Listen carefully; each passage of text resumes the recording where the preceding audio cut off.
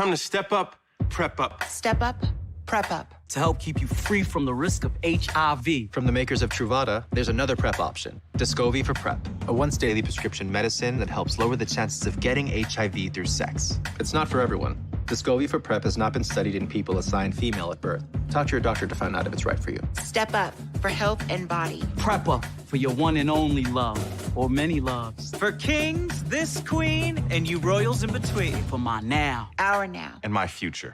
Our future. Step up, prep up. Descovy is another way to prep. Descovy does not prevent other sexually transmitted infections, so it's important to use safer sex practices and get tested regularly. You must be HIV negative to take Descovy for PrEP, so you need to get tested for HIV immediately before and at least every 3 months while taking it. If you think you were exposed to HIV or have flu-like symptoms, tell your doctor right away. They may check to confirm you are still HIV negative.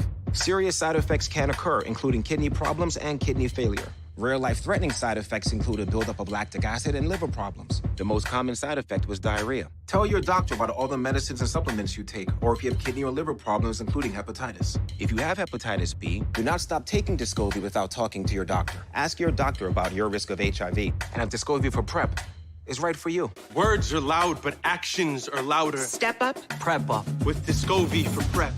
Get help paying for Descovy for PrEP. Learn more at stepupprepup.com.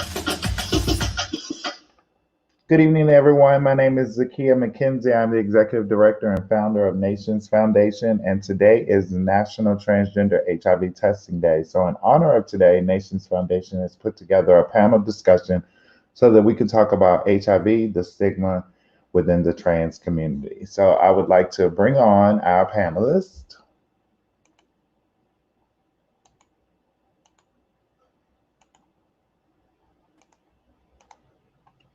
How's everybody doing? Hello. Hello. Great. Good. So if everybody could just go through and introduce themselves and their names and their pronouns. My name is Kayla Finn, prep coordinator at the Nationz Foundation.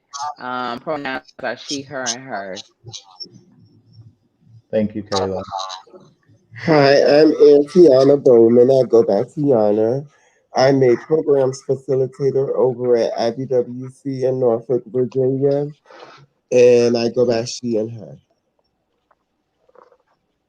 Thank you, Tiana. My name is Preston Moore, and my pronouns are he, him, and his. Thank Hello, you. everyone. My name is Destiny. I go by she, her pronouns, and I am the transition specialist at Nationz Foundation. Thank you, Destiny. Thank you. Hello, everyone. My name is Dexter Davis. I am a facilitator with Team, and I am the facilitator of the Men in Transition here in 757. Awesome. Thank you. So today is National Transgender HIV Testing Day. Why is this day important to you as a trans person?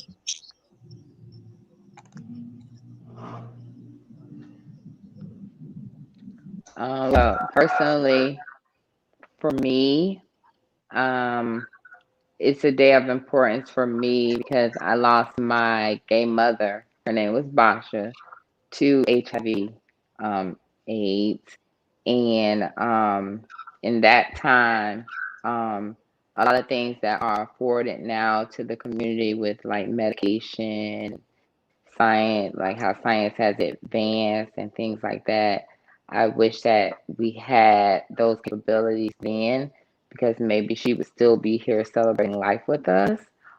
So that's why it's very important to me. You know, that's one of the reasons.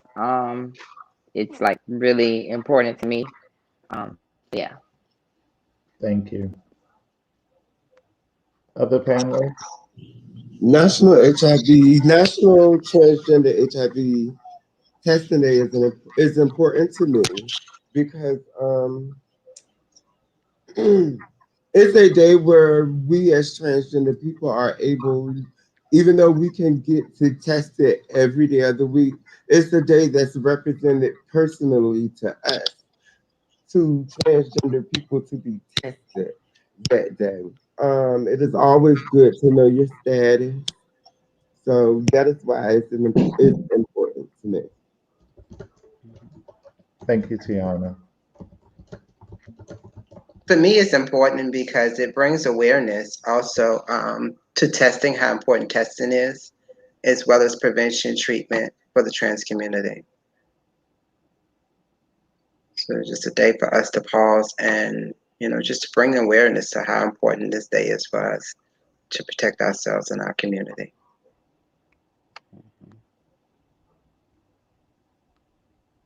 I find it's important to be able to have these conversations because Let me ask a days question. like this. Is someone looking at the event and streaming it on another device in the same room?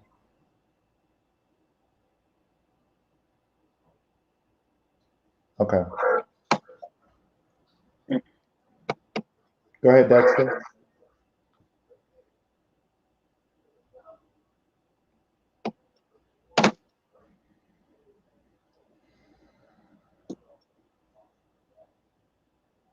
I'll go. Today is important to me. I will have to piggyback off of Destiny as well. It brings awareness, and awareness is a big thing in our community.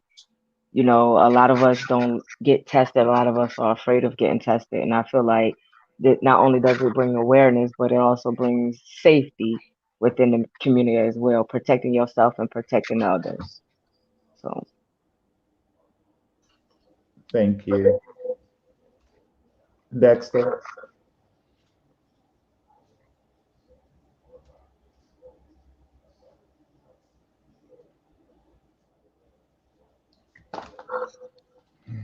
All right. How old were you when you first encountered or heard of HIV, and what was that experience for you?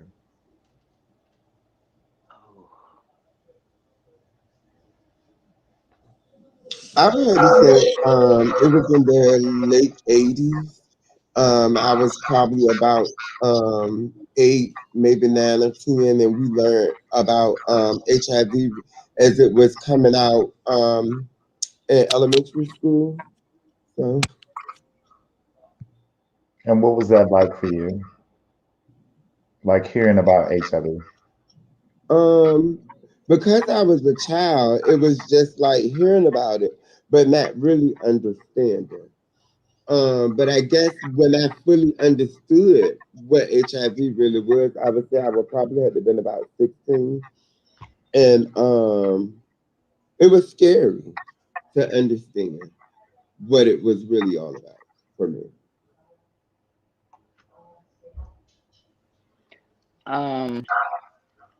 I can't quite remember when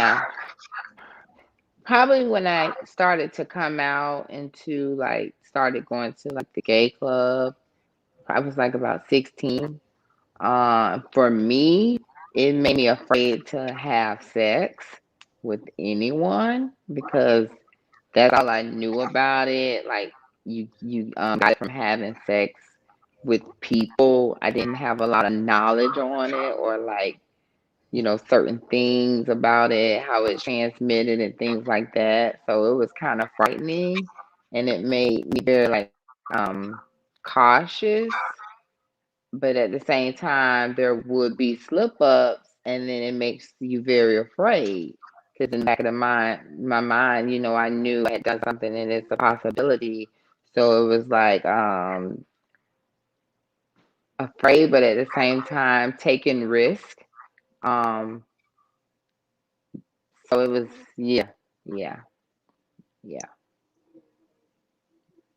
Hmm.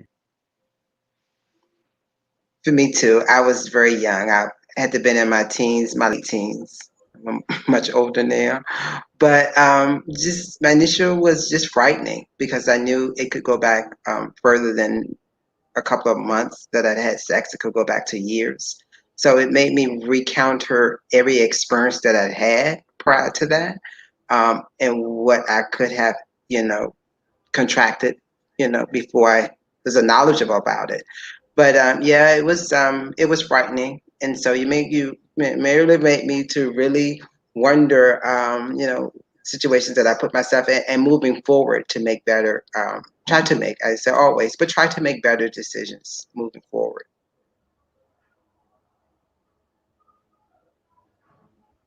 But I'm sorry. I just like to add to that knowledge is power, because when we begin to educate ourselves and know more about HIV, it's not so frightening when you know that one can protect yourself and the risk that that is incurred.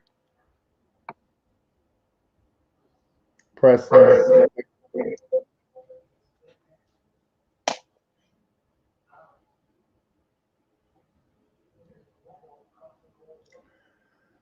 How old were you when you first encountered or heard of HIV, and what was that experience like for you?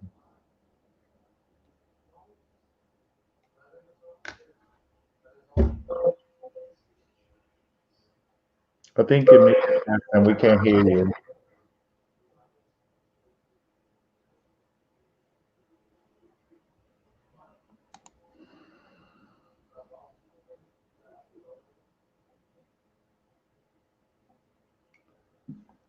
Dexter, would you like to answer the question?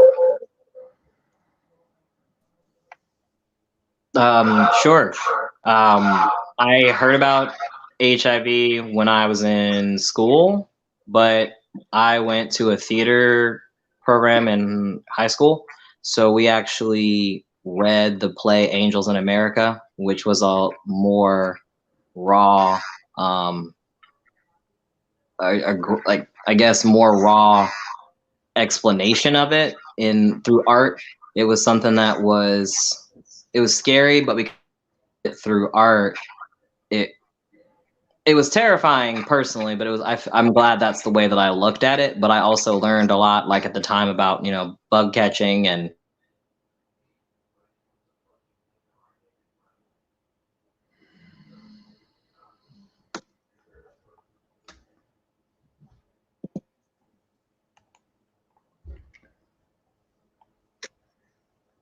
So, what is the importance of HIV testing for the trans community? I'm sorry, can you repeat that? What is the importance of HIV testing for the trans community? It's very important because first you definitely want to know, need to know your status, and I think the problem is a lot of people are afraid of knowing and just like going and not being tested, not knowing their status, not knowing what's going on with them. It's so very important, not only for your health, but to catch things before it's too late. So we shouldn't be afraid to be tested. And it's very important that we do get tested so we're not transmitting things because we're unaware and we may not have any symptoms or any signs, and you could be transmitting or passing anything on. So it's very important, for the stigma for our Black and brown communities, because we are the ones with the highest numbers on any um map or any ratio map or graph. We have the largest number, so it's so important in our community that we get tested and know what's going on with us and know our status. And if we are positive, getting on our regimen or whatever it is we need to do to make us undetectable, untransmittable, so we can live happy, healthy lives. Thank you, Kaylin. Would anybody like to add to that? I would just add to piggyback off of what Kayla was saying. It is always vital that we know our statuses. Not just that we know our statuses for ourselves, but everyone should want to know, not just the trans community, but every community. That way, if you know what's going on with you, if you are positive, you are able to get the right assistance and the linkage and the care that you need to stay here longer. Because HIV isn't the death sentence that most people, and particularly people in the trans community, think that it is. Yeah, I would like to add that we are the most affected by HIV in our community. So just bringing awareness so that we can combat the stigma and because we do face a lot of challenges when it comes to housing and resources. And so, just bringing awareness that, we can, help combat, the numbers so we can bring the numbers down in our community. So we talked about you mentioned stigma. So what does stigma look like for trans people as it relates to HIV? What does stigma look like for trans people as it relates to HIV? It looks like improper health care for some, whether they're positive or not. Um, there could be barriers with insurance companies on getting the proper HRT you need if you are someone that that does have insurance and out of pocket. They have so many loopholes and things like that. Um, uh, um, I guess I can go on and on, but that's one of the things, like just and not having access to things in certain communities, because there could be cities or states that don't focus on or don't have any outlets for trans individuals that may be living with HIV, or just outlets to be themselves or live in their truth. So there's a lot of things with stigma, just depending on the location and or the person that we're speaking of. So when I think about stigma, I think about the negative connotations that are in community. Those are barriers that you talked about, like access to Mhm. healthcare, access to this, that, and the third. But I'm talking about when I think about stigma, I'm thinking about the mentality of people and what stigma is there that is out there um, as it relates to HIV in our community. Like for me, when I came out, people really talked about people about who had HIV. They um, really discriminated against people who were HIV. Made them feel unwanted, made them feel ashamed. So what stigma, whether from our men, from our women, what stigma is it as it relates to trans people and HIV? Things that you have heard. So a common one is people have this belief that if you're messing with a trans woman, that you're 9 times out of 10 likely to catch it. There's a high misconception that a lot of trans women have HIV. I remember I had a partner who was a trans woman. That was the first question that my family wanted to ask was, did you get tested? Are you okay? Because of what they see in media. Negative stigma, for example, as a trans man, in the queer-ish community with other gay men, there's the question of, are you clean? People say, are you clean? Well, what's the opposite? Are you dirty? What are you trying to ask? Or even the weird belief that, like, oh, if you're a trans man, obviously you don't have to worry about STIs, and it's like, no, you need to get tested. But in this area, like Zakia has mentioned, I've had plenty of encounters in which a friend of a friend said, oh yeah, I have this one friend who used to hang out with so-and-so, and they saw pill bottles at their house, and that person got the house in Virginia. And I'm like, the what? And they're like, they got the house in you know what I'm saying? And it's a community thing, so then people know, and then they're like, oh, well, you got to watch out because that person's got it. And then we end up isolating people, or we end up doing the same about sexual behaviors. People will be like, oh, nobody wants to be honest about how often they really wear protection, and we're all grown, not every things happen. Like Kayla mentioned, stuff happens, but when people want to be honest and say about their preferences, which maybe isn't wearing protection, for example, people then come at them and they're like, are you trying to catch it? And then, they go into this cycle of not wanting to get tested, because what if you do catch it, what I'm saying, or get it, I should say, or acquire the disorder. At this point, it's kind of like we make so many things socially that make people afraid to go get tested, because if they do, it's kind of like, if someone finds out, am I still going to be loved? Is someone still going to be okay with me? Are they still going to hug me? There's plenty of people out here who still think you can get HIV from hugging somebody. Like, still a lot of misinformation, unfortunately. Thank you, Dexter. Preston, any thoughts?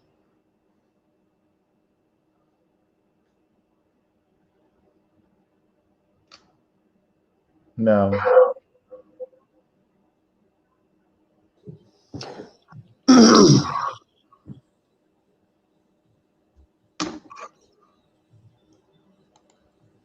Yeah, I would like to piggyback off of what the panelist has said. It is this negative when it comes to even how we, even as trans, identify the stigma, internalize it. When we think that when it comes to relationships, we're not worthy of having certain relationships because of it. And I think that you can still have a very healthy and beautiful relationship. Actually, if it's cool, I'm gonna go there. I'm gonna go hardcore there with this since Destiny opened it up. I put myself in a situation with someone in which we did not communicate beforehand about testing and results and all that. We didn't. We were very in the moment. We were going with whatever. Had encounters multiple times. He contacts me, and I knew something was weird, and I was like, "What? Something? I don't have time." And I asked him point blank. I say, "Are you HIV? What's wrong?" And he sent me back a long response, which was basically, yes, he was positive. He had known he was positive for years. He was undetectable, but he was afraid to tell me. And in that moment, I'm just like freaking out because I don't know how to respond. And I'm taking a bus to and from work, so I have no choice and I have to face it. And in this moment, there's one part of me that realizes, like, wow, I very could easily be positive. I could have easily caught HIV. Like, this is real. The second part of me is like, I actually don't know how to respond to this person. Why wouldn't they tell me? So the first thing that I thought to do, because I had no idea how to respond, was to reach out to AJ Scruggs. He's another trans man. He's very vocal about being HIV positive. And I reached out to him and I said, bro, what do I do? I'm scared. I don't know what to do. And he gave me the most relieving advice ever. And he's like, it's scary. He says, but remember, think about when we're trans. It's scary to tell people we're trans. And I'll be honest, when I was younger, I put myself in stupid situations where I got to really intimate situations with somebody before, right in the moment that I told them that I was trans because I was so scared to tell them. And in this moment, instead of being angry, even though I'm like, there's a lot of mixed emotions, it was just so much. I realized that not only could this have gone left and I didn't have anything to be prepared for, there were so many stigmas that here's someone who has HIV and people feel like it's so far removed. I look at it in the same lens of me being trans. Just like I'm sometimes scared to tell somebody, or I don't feel like it's their thing, or I don't know how to tell them. And he opened me up to a reality that there's a lot of people who are undetectable. I'm still undetectable. I've had multiple encounters with them, completely fine, tested, nothing, nothing along with that. But there's still not a conversation about it. There's still so much fear. And the same way that he came to me terrified is the same way I was terrified because I didn't understand what you meant. And so just when you open that conversation, I just wanted to just rip the Band-Aid off and just go there. So lifting that Band-Aid off and you talking about you equals you, can you explain to our viewers to the best of your ability what you equals you means?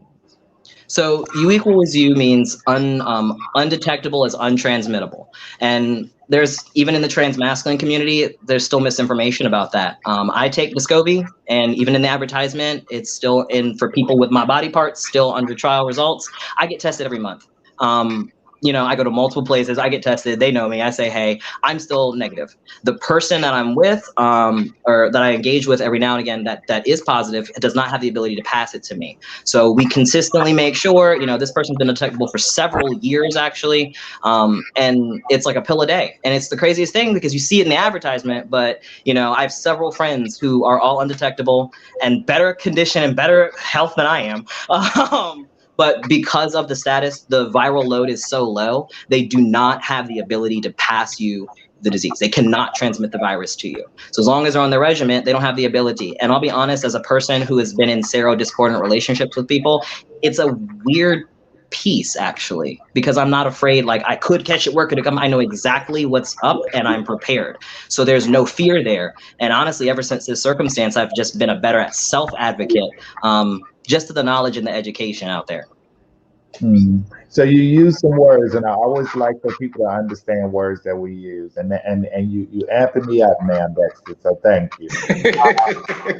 Important relationships. Explain what that is, because when we use words, I like for people to understand what it is. So explain what that is. Serodiscordant just means someone's positive, someone's negative. Discord meaning different. So when you think sero and anything relating to HIV, it usually talks about conversion. If somebody's in a serodiscordant relationship, for example, my partner has HIV and they're positive, I'm negative.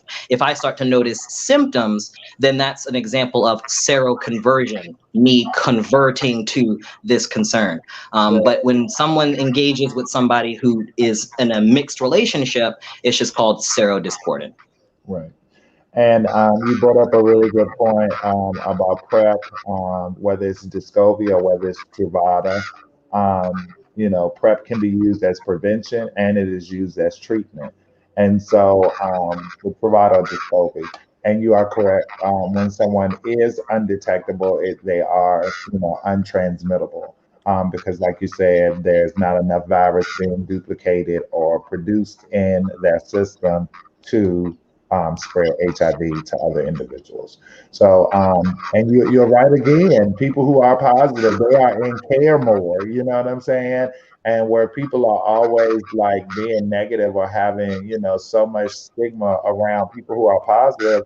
People who are positive and who are engaged in care probably are in better health than anybody who is not positive and not in care because you're only gonna people who are negative gonna only go to the doctor when there's something going on. You know what I'm saying, or when they feel some type of way.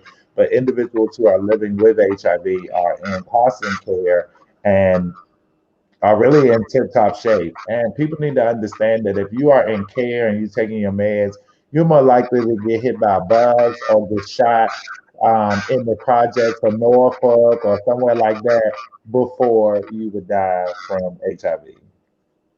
Any other thoughts or conversation about stigma as it relates to trans people and HIV? And hey, Brianna. Thank you, Dexter. Brought up a really good point. I too was in a relationship with someone who was positive, but ending that relationship, I asked myself, how can I expect someone to love me for being trans if I put these type of, stigmas and barriers between me and someone who is positive? I think love is love, and you love people for who they are. And so, yeah, I think the more we know, education, the more we're able to make, sound decisions. So thank you, Dexter, for that. So some of you had alluded and brought up about the fact that trans women of color experience disproportionately high rates of HIV. Why do you think that is? Why is HIV specifically targeting trans women of color or trans people of color?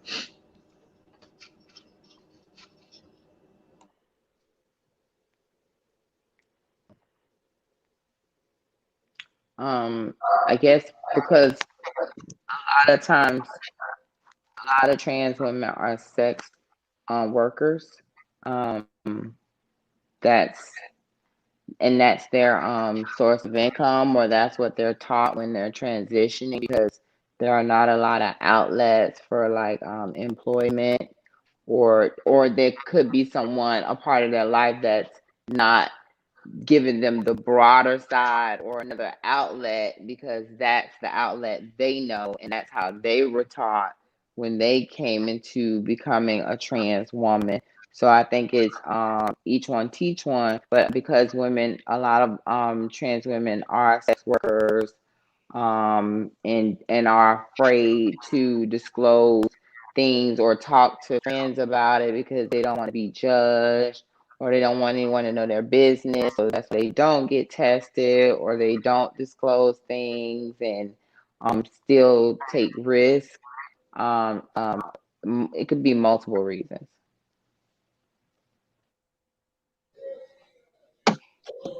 I would just pick it up off of Caleb from my own experiences. I'll say about when I first started transitioning, sex work was a part of the life for the trans women in that area. So it was something that I picked up. As I began to move away from that lifestyle, I started to notice people do take the conception, because trans women normally, and the majority of the majority of trans women sometimes out as sex workers, and they automatically assume that just because this person is a sex worker or this person has done this or that, that they're taking care of themselves. Like as for me, I am also on PrEP as well, and I take Truvada, and I've been it for the past 4 years. I got on Truvada because of the lifestyle that I was living.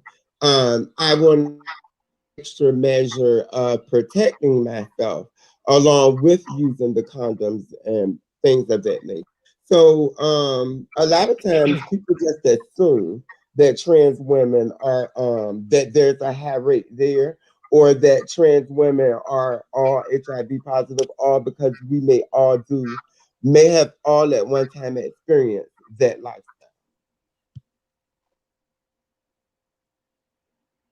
That's a form of stigma in itself. Um, just because you trans, you got to be a sex worker, you got to be positive. Any other thoughts on that? From a brother's perspective, hanging out with a lot of ladies with a lot of colorful and different perspectives. It's been a lot of different factors that I've seen. For example, there's just a statistical likelihood. If you do sex work, you have a higher statistical likelihood of catching it. But just like with trans feminine violence, a lot of times HIV transmission isn't random. It's not that you got it some random hookup, some random trade. A lot of the times you get it from someone that you know, someone that you care about, like someone that you trust, because you're already in that encounter. There are plenty of sisters who wrap up all the time if they're doing any kind of work like that. But the person that's closest to you, the person that says I love you, the person that makes you feel that desire, and as a queer trans man, I understand within trans women sometimes that internal seeking of the male gaze, you end up being put into positions in which you're seeking the gaze of men or other types of individuals that happen to be very common in our circles that may carry something. And they're people that we care about. You know, you care, you want to open yourself up to someone, especially when you live this lifestyle and you don't feel like you're enough because people stigmatize you as being trans as if you're not enough. So when you open yourself up to trust somebody, and you're putting yourself at that risk, there are people who do indeed take advantage of that, because many trans women I know are beautifully passionate and very forgiving and passionate people. That trust has been mistaken many a times. Also, what I've noticed is that there's a lot of just not being open about things. There's just not a lot of data for trans men. With trans men, if they come up positive, they either get lumped in as gay male data or they get lumped in as cis female data. Our data doesn't exist. So there are plenty of HIV positive guys, you just never hear about it. But with trans women, I think sometimes that the stigma kind of keeps it in a loop where the people who benefit from it are the people who are rendering services from these ladies. So as long as ladies feel stigmatized, they never really are empowered. And conversations like these give us an opportunity to kind of dismantle that, because again, women take great care of themselves. I've noticed so many trans women who get tested more than I do, but at the same time, they're the same women who give me the wisdom to say that these individuals won't care about you, boo. They don't. They don't care at all. Like, they won't even have the conversation if it's not even a thing. It's on you to be an advocate. And dispelling those stigmas can help kind of dispel that belief that we have that trans women are automatically going to catch it. That was just my perspective. So one of our viewers, Shawanda Lotus Nyan Sapo, I guess I pronounced that right. I want to show her comment, and she says that she agrees with you all, and also HIV is a death sentence, and lack of knowledge keeps people in fear. So I don't know if you meant to say HIV is not a death sentence, but just going on what you said, saying that HIV is a death sentence, it is not a death sentence. People are living much longer with HIV, especially if they are in care on their regimen, seeing their medical providers on a regular basis. And you can live long, healthy lives. What I would like to see is, because of the science changing, there's a lot of issues where trans people have a hard time getting like life insurance and, family expense insurance. So I think that Virginia is kind of like on the cutting edge, especially with the laws that just passed about decriminalizing HIV because of the science, but there's still so much more work to do. So just posing a question, what do you say to a trans person who does not want to get tested? What do you say to them? Mm, mm. Me personally, I would piggyback off that comment. Then HIV will be your death sentence if you don't get yourself tested, because the unknown is a death sentence. I feel like knowing, like I said before, is protecting you and other people. And that's why I like getting tested. I promote getting tested. Sometimes that's my first date, getting tested. And I feel like, it's keeping yourself healthy, and that's self-love. And if you love yourself enough, spread that love, baby. Spread it. So Get let me ask yourself you a tested. question. Not getting tested is not healthy. No, it's not healthy. I mean, if you're not having sex, then I feel like maybe you don't need to get tested. But if you're having sex and you're not getting yourself tested, you don't know who that person been with. You could love them, they might slip up. A lot of people don't like getting tested because they don't like to find out the truth. But finding out the truth, you may catch it early enough. Like you said, people with HIV live a long time. You don't know, then that is your death sentence, I feel like. Anyone else? When guys don't want to go get tested, I usually tell them like, I always ask why. Always ask Right, why. They let it right. out, and it's usually scared. And I always offer to go with them. And it's kind of like, well, I don't want to find out, or I don't know, or what if? It's just usually what if. I remember the first time I got tested in college. Before the guy even took my result, before he even would test me, he had to ask me a series of questions. And the first question was, if you were to find out that you were positive, would you cause harm to yourself or others? And I was like, why would you ask that? And he says, because if I have an ethical duty to take care of you, it's a big answer. And it stuck with me ever since. So I'm like, dang, thinking about it, that's the first thing is like, what if someone were to find out? So if someone's like, I'm scared to go, I'm tested, it's like, look, at the end of the day, um, I know we want to be walking all the days together. Let's keep growing it. I don't want you to be scared. Let's go and get it tested. And at the end of the day, what's the worst that can happen? You're positive. Okay. So then you're positively awesome. What, like, let's make it a thing. Like, I try to take away the fear and show them that it's not so scary. And then if they are afraid and it's like, what would my life be like? Honestly, I've had a couple of guys say they don't want to get tested because they're scared of what would my life look like. What my life look like with HIV? I have several friends that are visible. I usually like shoot them on Facebook, and I'm like, this is exactly what your life will be like. You might lose weight and get your life together. So let's go get tested. And then it's not painless. Well, it's painless. It doesn't hurt. And you get your results fairly fast. You get them in 60 seconds, and it's not like how it used to be back in the day when it would take 2 weeks for you to get those results, and you were sitting for like 14 days on pins and needles. You can get your results right away. So there's a lot of options for at-home testing for HIV. What are your thoughts about administering your own HIV tests and at-home HIV testing?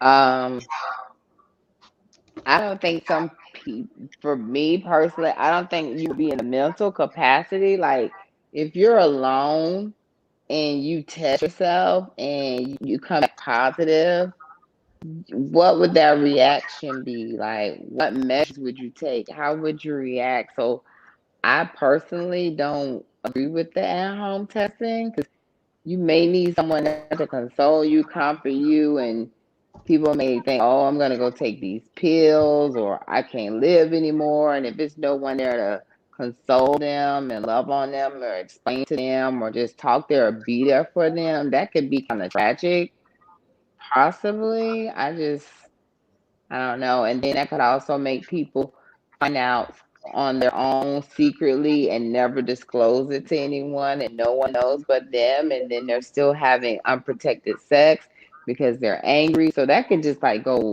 a lot of ways that possibly wouldn't end well. Thank you. Thank you. Any other thoughts? I agree a lot with Miss Kayla just said. Though I think it may work for some people, but I think it's really important to be in care when you do get tested, so that you have professionals who are able to counsel you through it and let you know that this is not a death sentence. The only thing that changes is now you know. Now you know that you know what you're dealing with and how you move forward to protect yourself so that you can live a long and healthy life. Also, contact tracing is just as important. Once you find out if you are HIV positive, that you let the folks that you've known who may want to get treatment. So that it's important. I think that to have it, you know, that's why people are in business who do this type of work, who are qualified to counsel you and to get you into care, and also to let folks who you may have been in contact with to know that they need to be to get themselves tested as well. So I think it's important. Any other?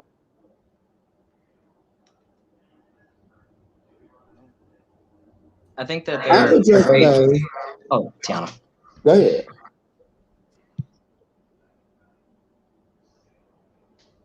Go ahead, Tiana. Into you. I would just say, because I work in this field, usually I do outreach testing. And in the midst of counseling, sometimes when we're running the test, I usually tell clients, like, I always ask them, are you nervous? Everyone's always nervous. I know when I used to take tests, I was always nervous. No one knows what the outcome is going to be. And I usually tell them it is best to get tested so that you want to know your status. You want to be able to know whether you are positive or whether you're negative. If you come positive, it's that time that we are able to get you the link you to the proper care that you need, or get you the proper services that you need. Make sure that you're here to see last a little bit longer with us. Like HIV isn't the death sentence that it used to be, but if you're not gonna take care of yourself, if you're not going to take care of yourself, or if you're not going to seek the information you need, it is correct that HIV is the death sentence for you. If you're not going to, you don't have proper information that you're seeking or the proper care that you need. I usually tell also to people, I'll say, you know, no one ever knows. No one's ever going to tell you whether or not they're HIV positive. Everyone wants to be loved. No one wants to be shunned away or told that, oh, I can't be with you, or because you are HIV positive, or I don't want to talk to you because you're HIV positive, or I don't want to hang around you because you're HIV positive. It is always helpful to know. It's helpful just to get that proper care that you need. Dexter, you had some words? There you go. Trying to get my mic right. To the at-home testing kit thing, I think it comes back to the whole concept of accountability, and that's the scariest part. Being held accountable requires another person, and I'm starting to learn that lesson, is that accountability, like you want to lose weight, you have a trainer. You want to eat better, you have somebody who helps you get better. You know, we accept our own excuses. If I don't want to quit smoking, I'm going to take my own bullshit, my own excuses for smoking again. The same thing for our sexual health. If I'm the only one to hold myself accountable, but if someone else is there to hold me accountable, it's a little bit different. At-home test kits, I think if we get creative, can be very useful. And it's scary. Caleb brought up a very serious point. It is so scary. But at the same time, the coolest idea, and I think actually for at-risk populations is that can't get to awesome folks like Nationz, or can't get to awesome folks like Tiana, that's where house parents step in, especially in trans communities. That's the perfect thing. That's the time where, as a gay mother and a gay father, y'all gave me the greatest idea for my lovely children, because we are sex positive over here. But at least I know when it's family time, I can get a bunch of home testing kits, and as family we can do it. You know, in our communities we develop our own families. And so yes, at home testing, it can be scary by yourself, but one of the most beautiful things about amazing trans community, especially Black trans community, is that we love family. We develop family. And that home test kits are a great way for our ballroom scenes, our folks that don't know that they can go get tested with Nationz and don't know about masks yet. But that's a great way for peer leaders to be able to reach out and say, you know what, I got a bunch of kids being reckless right now. We're going to get these tests and pop some popcorn, have a good time. Poses out, we see all these things showing us about what it's like to go get tested, and now that we see the problem, we can do something about it. You might be scared and maybe we need to get them to facilities, but that doesn't mean that, it's not getting tested. It's just one more opportunity for us to work together to ensure that our community is okay. Ever since I got into this work, everybody said the same thing. We got to take care of our own.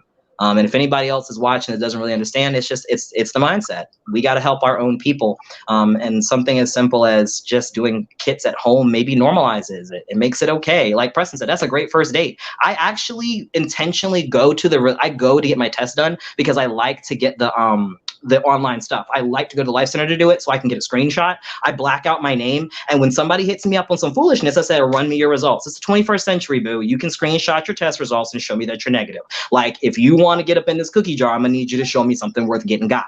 Like, come on now.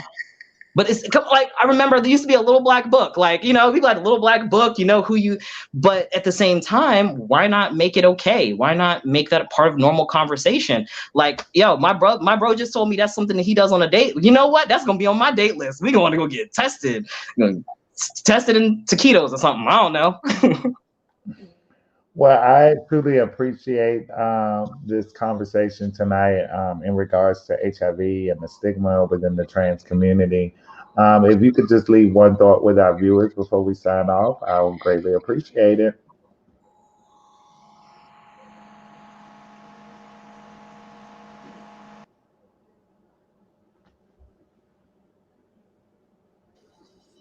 Knowing your status and taking accountability for yourself is the first step.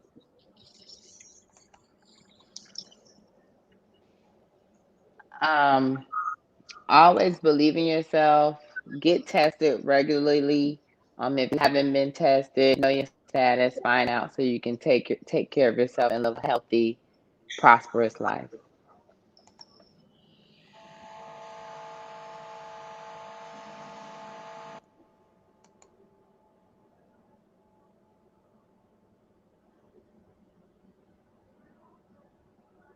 Final words, Preston.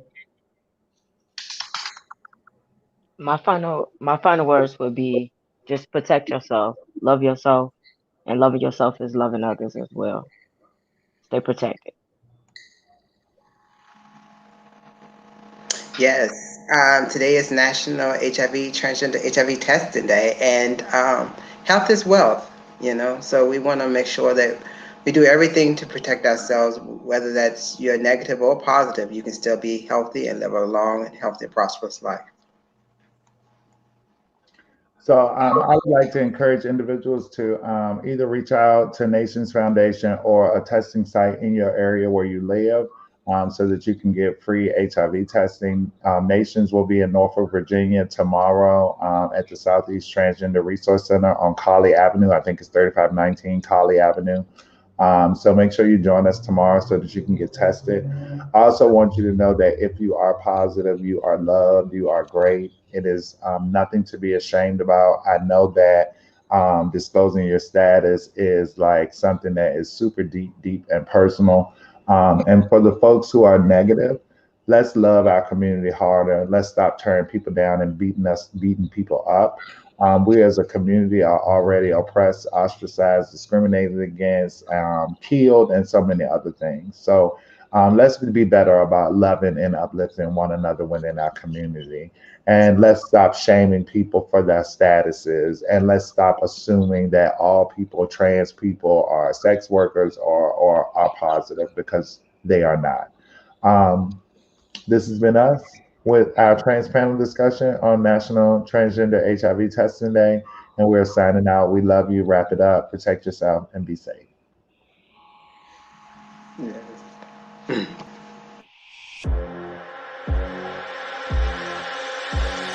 PrEP, the pill to help prevent HIV.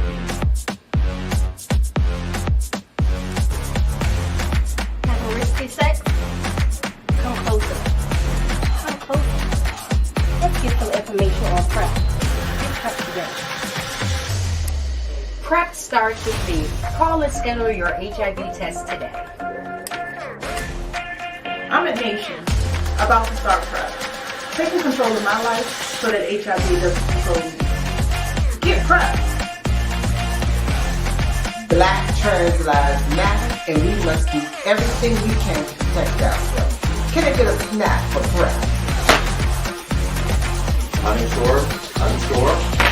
No problem. If you are insured and are interested or have questions, please contact us or Taylor Finn, your PrEP coordinator, at 804-467-0480. Get PrEP AF today. We want you to remember to get prepped AF today. To schedule an appointment, call 804-716-7575.